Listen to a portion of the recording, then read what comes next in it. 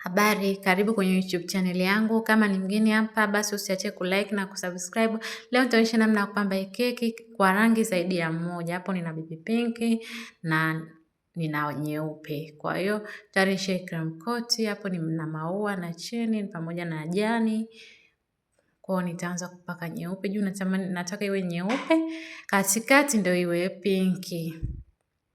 Kwa hiyo nitaanza kupaka hivyo kama unavyoona. Ukiwa kama unatumia buttercream zaidi ya moja, eka buttercream yako kwenye piping bag ili kurahisishie kunyoosha. Ili kama hutaki zivurugike. Kwa hiyo unaona hapo naanza kupaka ya pinki. Chap chap tu. Ni rahisi. Ukiangalia jaribu na wewe. Utaweza, yani usikatie tamaa uone kwamba utaharibu hapana. Yani ukiangalia na wewe kama unatamani kufanyia mteja, unaangalia unamfanyia mteja. Kwa nitarudia sehemu ambazo naona zina magepo kwa kuwa sikujaza sana. Sikuwa nanyosha sana kwa hiyo. Hapo nitachukua kitana hicho natumiaga sana hichi kwa nitasawazisha kwa juu hapa.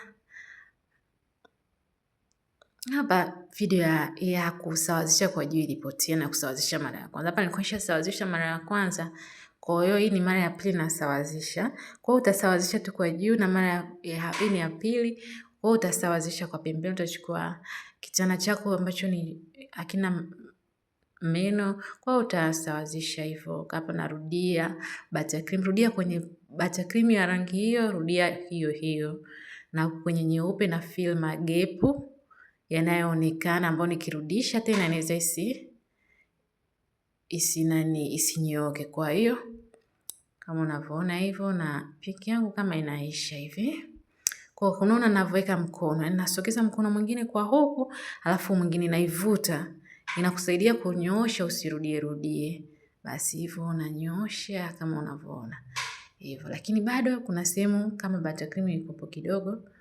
Kwa hiyo narudia tena buttercream kama unaona huko sehemu zimebaki. Basi magepu narudia buttercream vizuri. Haya, umeona hapo nimetengeneza kama njia moja kwamba napitisha kitana hapo nikianzia hapo basi kama unaona kitana changu hivi. Naona mkono wangu tena ninavyoweka. Yaani jitahidi, kamera ilikuwa vibaya kwa hiyo sikujua wakati na rekodi. Utanisamehe. Kwa hiyo unaona kama hivyo nimefikisha mpaka mwisho. Unaona hazijachanganyika sana, yani ile imevurugika hapana, imenyooka vizuri. Kwa hiyo kama unavyoona hapo. Sasa nitakuja kuelekeza namna ya kutoa. Hapo unaangalia sehemu ambayo ni nzuri ya kuweka uani mbele, mteja wakati anapiga picha yake itaonekana vizuri, na wakati unapiga picha yako pia itaonekana pia vizuri. Utaweka hapo. Haya, utashika vizuri, utamaliza.